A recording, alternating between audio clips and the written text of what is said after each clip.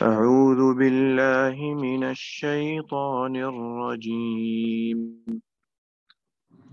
وإذا تتلى عليهم آياتنا بينات تعرف في وجوه الذين كفروا المنكر يكادون يسطون بالذين يتلون عليهم آياتنا قل أفأنبئكم بشر من ذلكم النار وعدها الله الذين كفروا وبئس المصير. يا أيها الناس ضرب مثل فاستمعوا له إن الذين تدعون من دون الله لن يخلقوا ذبابا ولو اجتمعوا له وإن يسلبهم الذباب شيئا لا يستنقذوه منه ضعف الطالب والمطلوب ما قدروا الله حق قدره إن الله لقوي عزيز. الله يصطفي من الملائكة رسلا ومن الناس إن الله سميع بصير يعلم ما بين أيديهم وما خلفهم وإلى الله ترجع الأمور. السلام علیکم ورحمۃ اللہ وبرکاتہ۔ اعوذ باللہ من الشیطان الرجیم، بسم اللہ الرحمن الرحیم۔ وَإِذَا تُتْلَى عَلَيْهِمْ آیاتنا، اور جب پڑھی جاتی ہیں ان کے سامنے ہماری آیتیں بینات واضح، تعرف فی وجوہ الذین کفروا المنکر، تو دیکھتا ہے کہ جو کافر لوگ ہیں ان کے چہروں پر ناگواری کے آثار، یکادون یسطون بالذین یتلون علیہم، قریب ہے کہ وہ حملہ آور ہوں ان لوگوں پہ جو تلاوت کرتے ہیں ان کے سامنے آیاتنا، ہماری آیتوں کی۔ قل اے محمد صلی اللہ علیہ وسلم آپ کہہ دیجئے، افانبئکم بشر من ذالکم، کیا میں تمہیں اس سے بھی، اس جو تمہیں ناگواری محسوس ہو رہی ہے یا جو تمہیں جلن محسوس ہو رہی ہے قرآن کی آیتیں سن کے، اس سے بھی زیادہ تکلیف دہ بات اور زیادہ ناگوار بات کی خبر نہ دوں؟ وہ یہ ہے النار، آگ۔ وعدہ اللہ، اللہ تعالیٰ نے اس آگ کا وعدہ کر رکھا ہے الذین کفروا، ان لوگوں سے جنہوں نے کفر کیا، وبئس المصیر، اور وہ بہت ہی برا ٹھکانہ ہے۔ پچھلی آیتوں میں اللہ تعالیٰ نے یہ بات ارشاد فرمائی تھی کہ اللہ تعالیٰ کے علاوہ کوئی عبادت کے لائق نہیں، اور جو لوگ اللہ کے علاوہ دوسروں کی عبادت کرتے ہیں یا اللہ کے ساتھ شریک ٹھہراتے ہیں ان کے پاس کوئی دلیل نہیں ہے، نہ ہی اللہ نے کوئی ایسی دلیل نازل کی ہے۔ آگے پھر اللہ فرماتے ہیں کہ جب ان کے سامنے قرآن مجید کی آیتیں تلاوت کی جاتی ہیں تو ان کو اس سے بڑی ناگواری اور جلن محسوس ہوتی ہے۔ قرآن مجید سے کافروں کی دشمنی اور کافروں کا حسد یہ کوئی نئی بات نہیں ہے۔ نبی صلی اللہ علیہ وسلم کے زمانے سے بھی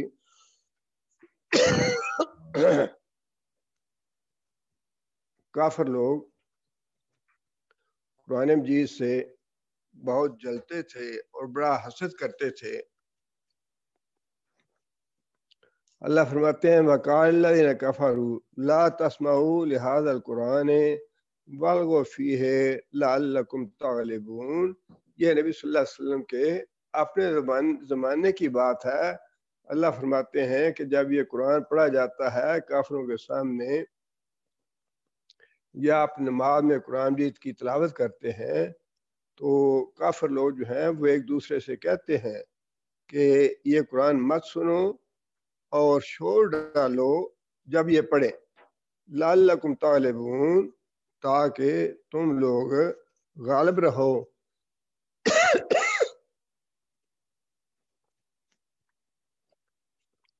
یہ جو آج ہمیں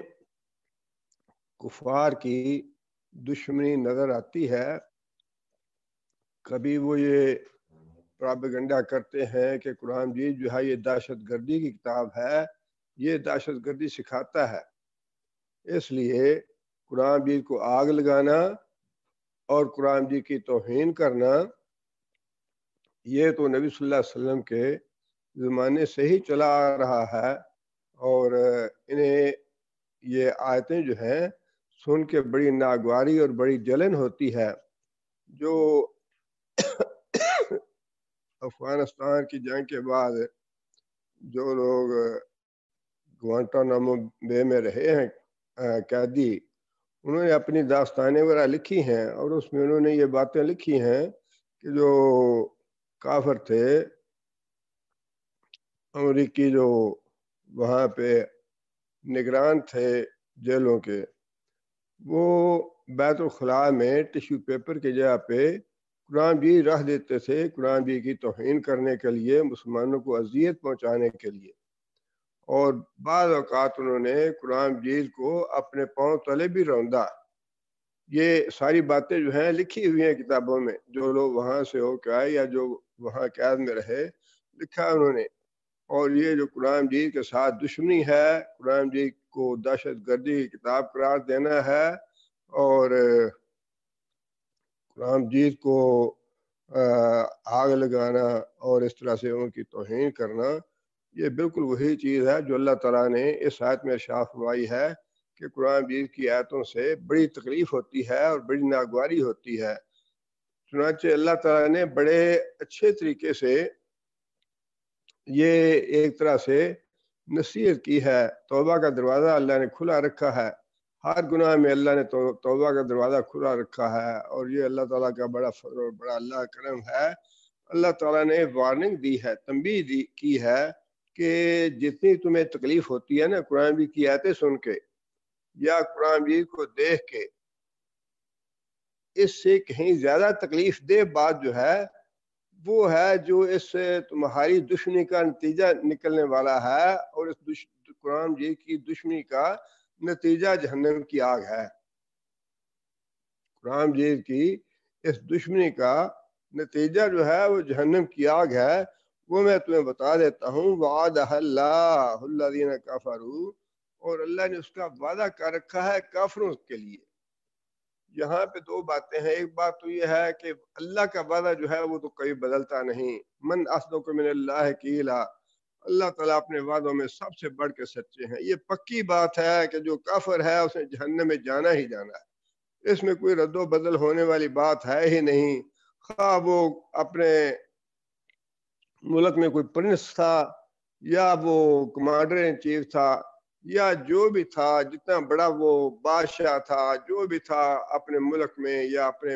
وطن میں یا اپنے وقت میں، کتنا یہ عظیم شخصیت تھی، جو کچھ بھی تھا، وہ اگر کافر تھا، قرآن سے اس کی دشمنی تھی، قرآن پہ ایمان نہیں لایا، تو اللہ نے فرمایا کہ یہ میرا پکا وعدہ ہے، یہ بڑی پکی بات ہے کہ خواہ کتنا ہی کوئی اونچا کیوں آدمی نہ ہو، قیامت کے دن وہ جائے گا جہنم میں۔ اور ساتھ یہ فرمایا کہ بئس المصیر، بہت ہی برا ٹھکانہ ہے، بری جگہ ہے۔ اب یہاں پہ جو بات ہے ہمارے لیے وہ یہ ہے کہ یہ اللہ کا وعدہ جو ہے وہ تو کافروں کے ساتھ ہے جہنم کا، اور یہاں جو وعدہ فرمایا ہے وہ ہے ابدی جہنم کا وعدہ۔ مسلمانوں کو اللہ تعالیٰ نے جہنم سے محفوظ رکھنے کا وعدہ کیا ہے، لیکن جو کبیرہ گناہ ہیں ان پہ کچھ نہ کچھ سزا تو انہیں دی جائے گی، اور سزا جو ہے وہ وہی جہنمی ہوگی۔ لہذا اس کے لیے انسان ہے، غلطیاں بھی ہوتی ہیں، گناہ بھی ہوتے ہیں، لغزشیں بھی ہوتی ہیں۔ مسلمانوں کے لیے اللہ نے بڑی رعایتیں رکھی ہیں، بڑے اللہ تعالیٰ نے نجات کے طریقے بتا دیے، اللہ کے رسول نے بڑے طریقے بتا دیے۔ اس لیے مسلمانوں کو یہ تنبیہ کی گئی، یہ واعظ کیا گیا، یہ نصیحت کی گئی کہ جب تم قرآن مجید پڑھو اور وہاں پہ آگ کا، جہنم کا ذکر آئے تو اللہ کی پناہ مانگو آگ سے، اللہم اجرنا من النار، اللہم اجرنا من النار۔ اور پھر نبی صلی اللہ علیہ وسلم نے فرمایا کہ جو آدمی 3 دفعہ جہنم سے پناہ مانگتا ہے اس کے لیے خود جہنم سفارش کرے گی کہ یا اللہ اس آدمی کو مجھ سے پناہ دے دے۔ اور اسی طرح یہ صرف قرآن مجید کی تلاوت کے دوران ہی معاملہ ایسا نہیں ہے، بلکہ جو روزمرہ کی ہماری عبادات ہیں ان میں بھی اگر آپ غور کریں تو آپ دیکھیں کہ جہنم سے پناہ مانگنے کتنے مواقع پہ یہ جہنم سے پناہ مانگنے کا حکم دیا گیا ہے۔ سب سے بڑی بات نماز ہے، اور ہر نماز میں تشہد کے بعد درود شریف، اور درود شریف کے بعد جو ہر نماز میں نبی صلی اللہ علیہ وسلم دعا مانگتے تھے، اللہم انی اعوذ بک من عذاب القبر من عذاب جہنم۔ ہر نماز میں درود شریف کے بعد یہ نماز جو ہے، یہ دعا کثرت سے نبی صلی اللہ علیہ وسلم، اور دعائیں بھی ہیں منقول نبی صلی اللہ علیہ وسلم سے، لیکن یہ دعا جو ہے یہ کثرت سے نبی صلی اللہ علیہ وسلم مانگتے تھے، یا اللہ جہنم کے عذاب سے اور قبر کے عذاب سے پناہ دے۔ اور پھر نماز کے علاوہ بھی جو فجر کی نماز کے بعد فرمایا یہ مسنون ہے، فجر کی نماز کے بعد 7 مرتبہ اللہم اجرنا من النار، اللہم اجرنا من النار، 7 مرتبہ فجر کی نماز کے بعد، اور پھر 7 مرتبہ مغرب کی نماز کے بعد بھی آگ سے پناہ مانگنے کا حکم دیا گیا ہے۔ اور پھر جو صبح و شام کے اذکار ہیں ان میں بھی جہنم سے پناہ مانگنے کا حکم دیا گیا ہے۔ یہ ساری چیزیں اس لیے ہیں کہ ہے تو کافروں کا اس کے ساتھ وعدہ، کافروں نے جانا ہی ہے، پکی بات یہ ہے کہ کافر جائیں گے اس میں کسی آدمی کو رشک نہیں، یہ کافروں پہ رشک نہیں ہونا چاہیے۔ یہ اصل میں دنیا تو دھوکے کا سامان ہے نا، متاع الغرور ہے، دھوکہ ہے بڑا انسان کو، فلاں ملک میں بڑا پیسہ ملتا ہے، فلاں ملک میں بڑی سہولتیں ہیں، فلاں ملک میں بڑے رائٹس ہیں، فلاں ملک میں یہ ہے، فلاں ملک میں یہ ہے، کافروں کے ملک ہیں وہ، اور لوگ وہاں جا کے پھر ان کے کلچر میں، ان کے طریقوں پہ، ان کے عادات و اطوار اپنا لیتے ہیں، ان کے ماحول میں جذب ہو جاتے ہیں۔ پچھلے دنوں ہمارے ایک دوست سے انہوں نے میسج کیا کہ باز صاحب کیا میں نے یہ حدیث پڑھی ہے کہ کافروں کے ساتھ نہ رہو، اور جو ان سے کے ساتھ رہے گا وہ اس کا انجام ان کے ساتھ ہوگا۔ تو ہماری دو تین نسلیں جو ہیں وہاں آباد ہے، کینیڈا میں، امریکہ میں، اور فلاں جگہ، تو اب کیا کیا جائے؟ میں نے کہا بھئی اب یہ تو مسئلہ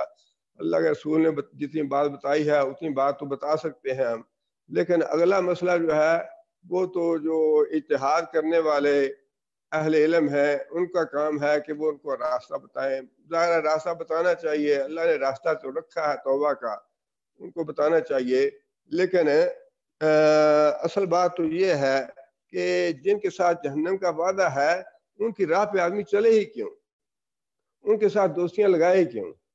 ان کے ملکوں میں جا کے رہنے کی تمنا ہی کیوں کرے آدمی؟ دیکھیں نا، یہ بات تو وہی ہے کہ جتنا انسان کا ایمان کی بات ہے، یہ حضرت بلال کو مکہ میں کتنے رائس حاصل تھے، حضرت خبیب کو یا حضرت خباب بن ارت کو یا حضرت صاحب رومی کو کتنے رائس حاصل تھے مکہ میں۔ وہ جب تک نبی صلی اللہ علیہ وسلم رہے وہاں پہ، جب تک وہ مارے بھی کھاتے رہے، ذلیل بھی، اور تکلیفیں، مصائب، آلام سب کچھ برداشت کرتے رہے، کوئی ان کو رائس حاصل نہیں تھے، جو چاہتا مار دیتا، جان سے مار دیتا، گولی مار دیتے۔ آل یاسر کے ساتھ کیا ہوا؟ لیکن انہوں نے یہ گوارا نہیں کیا کہ اپنا ایمان چھوڑ دیں یا سہولتیں حاصل کرنے کے لیے اپنے دین سے پلٹ جائیں۔ اب ہمارا تو اللہ تعالیٰ معاف کرے، ہمارا معاملہ جو ہے وہ اللہ ہی معاف کرنے والا ہے، اللہ فضل کرے۔ لیکن بات یہ ہے کہ جس آگ سے اتنا تنبیہ کی ہے، بار بار دن میں کتنی مرتبہ، فجر بھی آتی ہے، شام بھی آتی ہے، نمازیں بھی 5 پڑھتے ہیں، ہر موقع پہ جہنم کی آگ سے پناہ مانگنے کی نصیحت کی گئی ہے۔ اور پھر جن کافروں کے لیے وعدہ ہے اللہ کا، پکا وعدہ ہے، کوئی کسی بڑے سے بڑا سردار ہو، بڑے سے بڑے 4 یا 5 سٹار جرنیل ہو، یا جو بھی ہے بڑی اونچی کرسی پہ ہے، بادشاہ ہے وہ اپنے ملک کا، یا جو کچھ بھی ہے، اللہ کو اس بات کی قطعاً کوئی پرواہ نہیں۔ اللہ کی ذات جو ہے ما قدر اللہ کا قدر رہی، آگے آیت آ رہی ہے، یہ اللہ کی ہم نے قدر نہیں کی، اللہ کی عظمت اور اللہ کی کبریائی کو ہم نے پہچانا نہیں ہے۔ اب نبی صلی اللہ علیہ وسلم نے خود بھی کتنا ڈرایا جہنم کی آگ سے،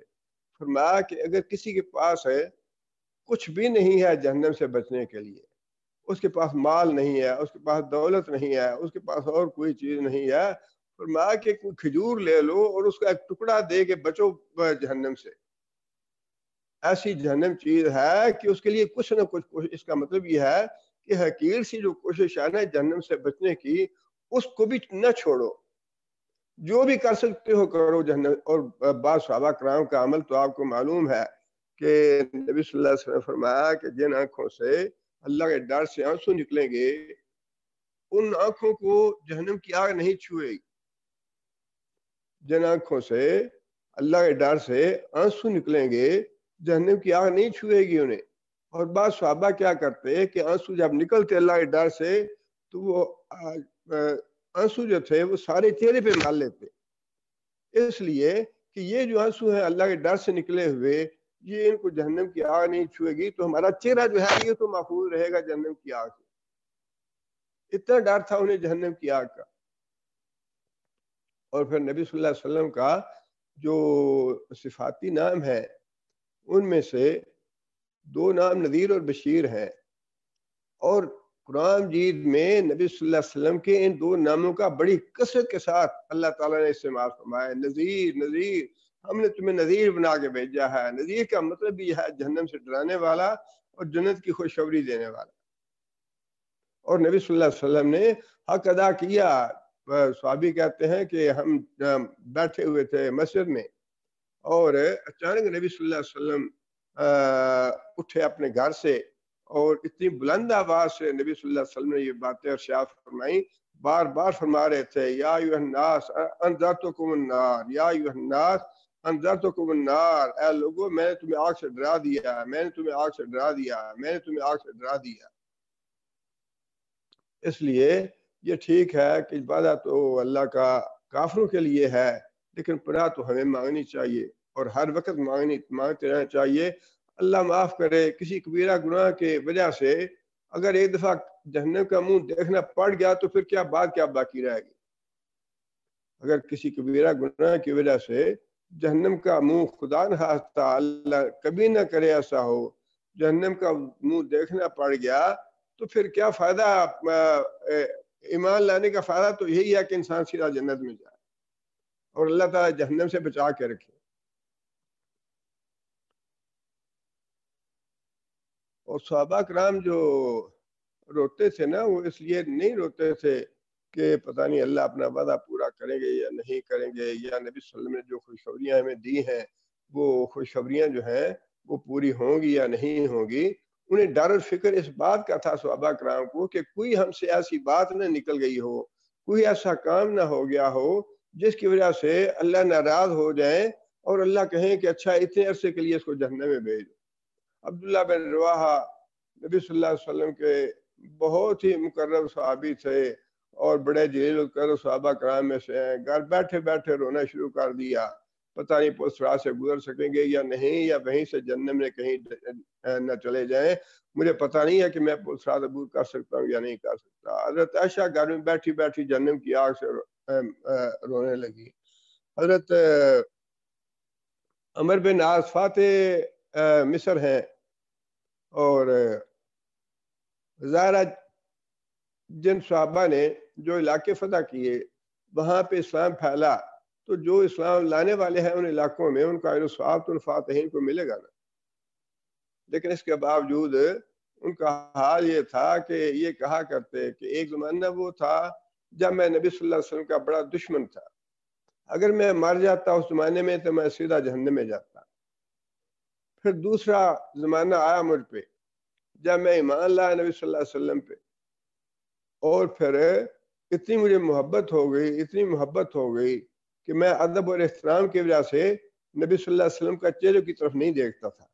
ادب اور احترام کی وجہ سے. اگر کوئی مجھ سے پوچھے نا کہ نبی صلی اللہ علیہ وسلم کا حلیہ مبارک کیا ہے تو میں نہیں بتا سکتا، اتنا ادب اور احترام دل میں آ گیا. اور کہتے ہیں کہ اگر اس زمانے میں مر جاتا تو میں سیدھا جنت میں جاتا. اب یہ تیسرا زمانہ ہے کہ نبی صلی اللہ علیہ وسلم رخصت ہو گیا. اب نبی صلی اللہ علیہ وسلم کے رخصت ہونے کے بعد اب کچھ ہمارے اعمال اچھے بھی ہیں، ہم دنیا داری میں پڑ گئے، کچھ ہمارے اعمال برے بھی ہیں اچھے بھی ہیں، دنیا داری کے جمیلوں میں پڑے رہے. اب ہمیں پتہ نہیں کہ ہمارا انجام کیا ہوگا. اور موت کے وقت یہ بات یاد کر کے کہ نبی صلی اللہ علیہ وسلم کے وفات کے بعد کے ہمارے اعمال جو ہیں ان میں پتہ نہیں کہیں اللہ پکڑ نہ لے، کہیں اللہ جہنم میں نہ بھیج. صحابہ کرام اتنا ڈرتے تھے جہنم سے اور اتنی فکر تھی انہیں. حضرت معاذ بن جبل کا بڑا معروف ہے واقعہ کہ یا رسول اللہ مجھے ایک بات نے بڑا بے چین کر دیا ہے، ایک بات نے مجھے بڑا مریض بنا دیا ہے، اس نے مجھے بڑا بوڑھا کر دیا ہے، بس ایک سوال پوچھنا چاہتا ہوں آپ سے. تبوک کے سفر کی بات آئی، نبی صلی اللہ علیہ وسلم فرمایا کہ بتاؤ کیا بات ہے. تو حضرت معاذ بن جبل کہنے لگے یا رسول اللہ مجھے کوئی ایسی بات بتا دیں جس سے میں جہنم سے بچ جاؤں. اتنا فکر تھا. اور معاذ بن جبل وہ صحابی ہیں کہ حضرت عمر رضی اللہ تعالیٰ عنہ نے اپنا جانشین بنایا تھا انہیں. حضرت عمر جیسا آدمی جس کو اپنا جانشین قرار دے اس کے بارے میں پھر کچھ شک رہ جاتا ہے اس کے جنتی ہونے کے بارے میں. اور حضرت عمر فرمایا کرتے تھے کہ اگر میں اچانک مر گیا تو میرے بعد یہ معاذ بن جبل جو ہے یہ خلیفہ ہوگا، اور اگر اللہ نے مجھے پوچھا کہ تم نے اس کو کیوں نامزد کیا ہے تو میں اللہ کو بتاؤں گا کہ یا اللہ میں نے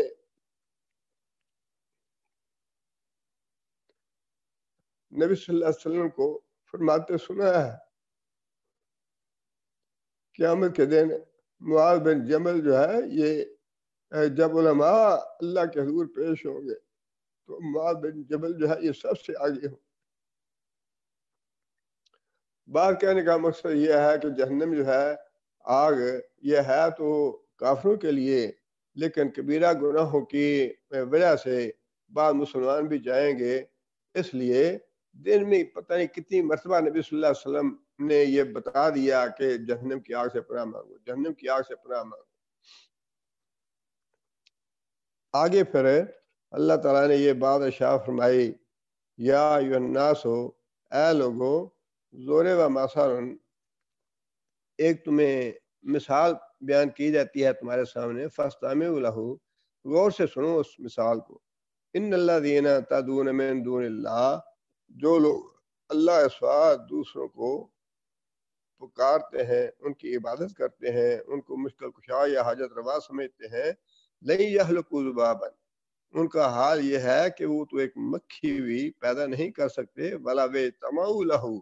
خواہ ساری دنیا کے مشکل کشا مل جائے. بہت بڑی بات کہی ہے اللہ تعالیٰ نے کہ ساری دنیا کے مشکل کشا مل جائیں جن میں اگر کوئی کسی نبی کو مشکل کشا اور حاجت روا سمجھتا ہے وہ نبی بھی شامل ہو جائے، کوئی صحابی کو مشکل کشا یا حاجت روا سمجھتا ہے وہ صحابی بھی شامل ہو جائے، پھر کوئی ولی ہے یا کوئی اور نیک شہداء یا صلحاء ہے جتنے بھی ہیں جن کو لوگ اللہ کا شریک سمجھتے ہیں یا بناتے ہیں، خواہ ان میں فرشتے بھی ہیں جنات بھی ہیں جو بھی ہے، اللہ فرماتے ہیں کہ ساری دنیا کے انبیاء اولیاء صلحاء شہداء جنات ملائکہ سارے کے سارے شریک ہو جائیں اس میں، لیکن وہ ایک مکھی بھی پیدا نہیں کر سکیں گے. یہ چیلنج ہے اللہ تعالیٰ کا. آگے اللہ فرماتے ہیں کہ مکھی پیدا کرنی تو بڑی دور کی بات ہے، یسلبہم الذباب، اگر ان سے مکھی کوئی چیز چھین کے لے جائے شیئن لا یستنفذوہ یا لا یستنقذوہ منہ ضعف الطالب والمطلوب، تو مکھی اگر کوئی چیز ان سے چھین کے لے جائے تو مکھی سے چھڑا نہیں سکتے۔ اب آپ اندازہ کیجئے کہ مکھی جو کسی کھانے پہ بیٹھتی ہے یا کسی پھل پہ یا پھول پہ یا کسی چیز پہ بیٹھتی ہے تو وہ کتنا اٹھا کے لے جاتی ہے، وہ تو پتہ نہیں مائکرو گرام میں ہوگی جو چیز وہ لے کے جاتی ہے۔ اب مائکرو گرام کی چیز جو ہے مکھی لے کے چلی جاتی ہے، اللہ فرماتے ہیں کہ وہ چیز بھی اس سے چھین نہیں سکتے، اس سے واپس نہیں لے سکتے۔ لا یستنقذوہ ہو، وہ اس سے واپس نہیں لے سکتے۔ ضعف الطالب والمطلوب، اللہ فرماتے ہیں کہ جو مشکل کشائی چاہنے والا ہے وہ تو کمزور ہے ہی، اس لیے اس کو تو مصیبت آئی، تکلیف آئی، پریشانی آئی تو بھاگا بھاگا وہ خانقاہ پہ چلا گیا، بھاگا بھاگا دربار شریف پہ چلا گیا، بھاگا بھاگا اپنے پیر صاحب کے پاس چلا گیا کہ حضرت صاحب میری یہ مشکل دور کریں، یا خانقاہ پہ جا کے نظر نیازیں دی میری یہ مشکل کشائی ہو جائے اور میری مرادیں پوری ہو جائیں۔ اللہ فرماتے ہیں کہ جن سے جا کے مشکل کشائی کرواتے ہیں وہ بھی اسی طرح کمزور ہے، جس طرح مانگنے والا کمزور ہے اسی طرح جس سے مانگتے ہیں، جس کا انہوں نے مجھے میرا شریک ٹھہرایا ہوا ہے وہ بھی ویسا ہی کمزور ہے، ویسا ہی انسان ہے، وہ بھی اس کے بھی 2 ہاتھ ہیں، اس کے بھی 2 کان ہیں، اس کی بھی 2 ہی آنکھیں ہیں، اس کی بھی 1 زبان ہے، اس کے بھی 2 ہاتھ اور 2 پاؤں ہیں، جس طرح مانگنے والے کے ہیں ویسا ہی وہ انسان ہے۔ مراتب اپنی اپنی جگہ پہ وہ اللہ کے ہاں اجر و ثواب کے حقدار ہوں گے، ٹھیک ہے، لیکن انسان ہونے کے ناطے، بشر ہونے کے ناطے تو ان میں اور نبی میں بھی کوئی فرق نہیں ہے۔ خود نبی صلی اللہ علیہ وسلم کو اللہ تعالیٰ نے یہ بات ارشاد فرما دی کہ اے نبی آپ ان سے کہہ دیجئے لا املک لنفسی نفعا ولا ضرا، میں بھی اپنے نفع نقصان کا مالک نہیں ہوں، میں تمہارے نفع نقصان کیسے دے سکتا ہوں تمہیں؟ جو آدمی اپنے نفع نقصان کا مالک نہیں ہے وہ دوسرے کے نفع نقصان کو کیا دے گا اسے؟ مثال تو اللہ تعالیٰ نے بڑی اچھی دے دی اور بہت ہی واضح کر دی بات، اس لیے کہ تھوڑا سا آپ تقابل کریں۔ ایک چونکہ وہ لوگ اس بات پہ ایمان رکھتے تھے، کافر اور مشرک جو تھے نا مکہ کے، وہ اس بات پہ ایمان رکھتے تھے زمین کو اللہ نے بنایا ہے، آسمانوں کو اللہ نے بنایا ہے، زمین و آسمان کا مالک اور خالق اللہ ہے، اور یہ ساری باتیں اللہ تعالیٰ نے قرآن مجید میں ارشاد فرمائی ہیں۔ سورہ مومنون میں اللہ فرماتے ہیں قل لمن الارض ومن فیہا ان کنتم تعلمون، اے محمد صلی اللہ علیہ وسلم آپ ذرا ان سے پوچھیں کہ اس زمین کا مالک کون ہے اور جو کچھ زمین میں ہے اس کا مالک کون ہے؟ سیقولون للہ، یہ جواب میں فوراً کہیں گے کہ یہ زمین تو اللہ نے بنائی ہے، زمین میں ہر چیز کا مالک اللہ ہے۔ قل من رب السماوات السبع ورب العرش العظیم، اے محمد صلی اللہ علیہ وسلم آپ ان سے پوچھئے کہ یہ جو 7 آسمان ہے ان کا مالک کون ہے، ان کو پیدا کس نے کیا، اور جو عرش عظیم ہے اس کا مالک کون ہے، اس کو کس نے بنایا ہے؟ سیقولون للہ، فوراً کہیں گے جواب میں کہ اللہ مالک ہے اس کا، اللہ نے پیدا کیا آسمانوں کو بھی، عرش عظیم کو بھی، زمین کو بھی۔ قل من بیدہ ملکوت کل شیء، اور اچھا پھر ان سے یہ پوچھو کہ اس کائنات پہ بادشاہی کس کی ہے، اس ساری کائنات کا مالک کون ہے؟ سیقولون للہ، اس کائنات کی جو بادشاہت ہے وہ تو اللہ کے ہاتھ میں ہے۔ اب یہ ساری باتیں وہ مانتے تھے۔ اب ایک طرف تو آپ یہ دیکھیں اتنا بڑا آسمان، اتنی بڑی زمین، اتنے بڑے پہاڑ، اور وہ جو حدیث ہے جس میں اللہ تعالیٰ نبی صلی اللہ علیہ وسلم نے یہ بات فرمائی، ہے تو یہودی عالم تھا وہ، لیکن نبی صلی اللہ علیہ وسلم نے اس کی بات کی تصدیق فرما دی کہ قیامت کے دن یوں ہوگا کہ اللہ تعالیٰ کی ایک انگلی پہ آسمان ہوگا، اللہ تعالیٰ کی ایک انگلی پہ زمین ہوگی، اللہ تعالیٰ کی ایک انگلی پہ پہاڑ ہوگا، اللہ تعالیٰ کی ایک انگلی پہ درخت اور دریا ہوں گے، اور اللہ تعالیٰ کی 5ویں انگلی پہ ساری مخلوق ہوگی، اور اللہ تعالیٰ فرمائیں گے انل ملک، آج کے دن بادشاہ میں ہوں، میری بادشاہی ہے، میری حکومت ہے۔ اب ذرا تقابل کیجئے، ایک طرف تو وہ شریک ہے جن کو لوگ حاجت روا اور مشکل کشا بناتے ہیں کہ مکھی پیدا نہیں کر سکتے، خاص ساری دنیا کے وہ عبد القادر جیلانی ہیں 11ویں والے، یا جنہیں لوگ داتا کہتے ہیں وہ ہے، یا جنہیں غریب نواز کہتے ہیں وہ ہے، یہ ساری دنیا کے جتنے بھی داتا بنے ہوئے ہیں یا مشکل کشا اور حاجت روا بنے ہوئے ہیں، اللہ فرماتے ہیں یہ سارے کے سارے اکٹھے ہو جائیں تو یہ ایک مکھی نہیں بنا سکتے۔ اب دوسری طرف وہ ذات ہے جو مکھی تو معمولی بات ہے اس کے لیے، آسمان اتنی بڑی مخلوق ہے، اور ایک آسمان نہیں 7 آسمان بنایا اس نے، ایک زمین نہیں 7 زمینیں پیدا کی اس نے، اور پھر پہاڑوں کی مخلوق ہے، سمندروں کی مخلوق ہے، جنگلات ہیں، یہ ساری مخلوق اسی نے پیدا کی۔ جب ایک طرف یہ مانتا ہے مشرک کہ یہ ساری چیزیں تو اللہ نے پیدا کی ہیں، اور دوسری طرف یہ بھی حقیقت ہے کہ جن کو مشکل کشا اور حاجت روا کہا جاتا ہے وہ ایک مکھی تک پیدا نہیں کر سکتے، تو پھر عقل سے سوچنا چاہیے کہ عبادت کے لائق، نظر نیاز کے لائق، حاجت روائی کے لائق، مشکل کشائی کے لائق کون سی ذات ہونی چاہیے؟ وہ ذات جس نے آسمان و زمین پیدا کیے اور جو کچھ اس میں مخلوق ہے وہ ساری پیدا کی، وہ ذات جو ہے وہ عبادت کے لائق ہے، یا وہ آدمی یا وہ بزرگ یا وہ ہستی یا وہ پتھر کے دیوی دیوتا جو ایک مکھی تک پیدا نہیں کر سکتے یا مکھی کی چھینی ہوئی چیز واپس نہیں لے سکتے، کیا وہ مشکل کشائی کے یا حاجت روائی کے لائق ہے؟ کون سی ذات جو ہے مشکل کشائی اور حاجت روائی کے لائق ہے؟ یہ ہے وہ بات جو اللہ تعالیٰ بار بار فرماتے ہیں کہ ذرا دیکھو، بار بار اللہ سوال کرتے ہیں، آسمان میں نے بنایا، زمین میں نے بنائی، تمہیں میں نے بنایا، زمین میں جتنی بھی چیزیں ہیں، سمندر ہے، دریا ہے، پہاڑ ہے، یہ ساری میری بنائی ہوئی ہیں، اور دوسری طرف وہ ہیں جن کو تم اپنا مشکل کشا اور حاجت روا سمجھتے ہو، وہ تو ایک مکھی پیدا نہیں کر سکتے۔ تم بتاؤ تو صحیح، سوچو تو صحیح، کیا تمہاری عقل پہ تالے لگے ہوئے ہیں کہ تم یہ سوچ نہیں سکتے کہ مشکل کشا اور حاجت روا کس کو ہونا چاہیے؟ اللہ کو ہونا چاہیے، یا یہ درباروں میں قبروں میں دفن ہے یہ مشکل کشا ہونے چاہیے؟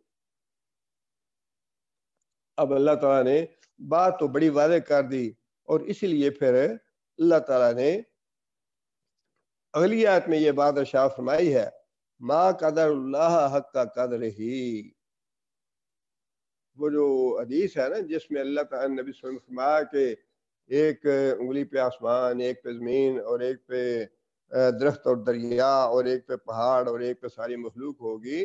جب وہ یہودی عالم نے یہ بات بتائی نبی صلی اللہ علیہ وسلم کے سامنے کہی، تو نبی صلی اللہ علیہ وسلم نے اس کی تصدیق فرمائی، اور ساتھ ہی یہ آیت پڑھی نبی صلی اللہ علیہ وسلم نے، ما قدر اللہ کا قدر ہی، کہ لوگوں نے اللہ کی کبریائی اور اللہ کی عظمت کی جو قدر کرنی چاہیے تھی وہ نہیں کی، یا جو قدر جاننی چاہیے تھی۔ آخر ہے تو بڑی موٹی سی بات، بڑا موٹا سا اصول ہے کہ ایک طرف ہے ساری اس کائنات کا مالک اور خالق اور رازق ہے، اور دوسری طرف جو ہے وہ انتہائی بے کس اور انتہائی بے بس اور انتہائی مجبور انسان ہے تو انسان ہی نا۔ اللہ نے خواہ اس کو ولی بنا دیا ہے یا نبی بنا دیا ہے یا شہید بنا دیا ہے، جو بھی کر دیا ہے تو وہ انسان ہی، بشری ہے۔ اس لیے ویسے یہ ہے کہ مسئلہ اگر سمجھ نہ ہو تو قرآن کی آیتیں جو ہے سمجھنے کے لیے بہت ہیں، لیکن لوگوں نے گمراہی کے ایسے ایسے جال پھیلا رکھے ہیں کہ اور لوگ اسی لیے قرآن کی طرف آنے نہیں دیتے، ایسے ایسے لوگوں کو جال پھیلا رکھے ہیں کہ لوگ جو ہیں وہ یہ باتیں سوچنے کے لیے تیار ہی نہیں ہوتے، یا ان کے سامنے یہ باتیں لائی نہیں جاتی کہ ہاں اس طرح سے بھی سوچنا چاہیے، یا یہ بھی دیکھو کہ مشکل کشا اور حاجت روا کس کو ہونا چاہیے، آسمان زمین کے خالق ہونا چاہیے، یا جو مکھی پیدا نہیں کر سکتا اس کو ہونا چاہیے۔ اللہ تعالیٰ سے دعا کرنی چاہیے، ان اللہ لقوی عزیز۔ اللہ تعالیٰ نے جو اس طرح سے آیتوں کے آخر میں اپنی صفات بیان فرماتے ہیں، ان کا تعلق پچھلے مضمون کے ساتھ ہوتا ہے۔ ان صفات کا تعلق جو ہے نا، اللہ تعالیٰ بڑا قوی ہے اور غالب ہے، ان کا تعلق جو ہے یہ مشکل کشائی اور حاجت روائی سے ہی ہے۔ لوگوں کی جو مشکل کشائی، لوگوں کا جو ہے مسئلہ تو یہی ہوتا ہے نا جی، مصیبت آ گئی، بیماری آ گئی، تکلیف آ گئی، موت حیات کے مسئلے آ گئے، ان میں کون ہماری سنے گا، کون ہماری کہاں سے ہماری مراد بار آئے گی؟ مسئلہ تو یہی ہے نا۔ اللہ فرماتے ہیں کہ سب سے قریب میں ہوں، ہر کام کرنے پہ غالب میں ہوں، جو کچھ مانگنا ہے مجھ سے مانگو، میرے علاوہ کوئی قادر نہیں ہے، میرے علاوہ کوئی غالب نہیں ہے، میرے علاوہ کوئی قوی نہیں ہے۔ اللہ تعالیٰ سے دعا ہے کہ اللہ تعالیٰ ہمیں سمجھنے کی اور اس سے عمل کرنے کی توفیق عطا فرمائے۔ ربنا ظلمنا انفسنا ان لم تغفر لنا وترحمنا لنكونن من الخاسرين ربنا آتنا في الدنيا حسنة وفي الآخرة حسنة وقنا عذاب النار ربنا هب لنا من أزواجنا وذرياتنا قرة أعين واجعلنا للمتقين إماما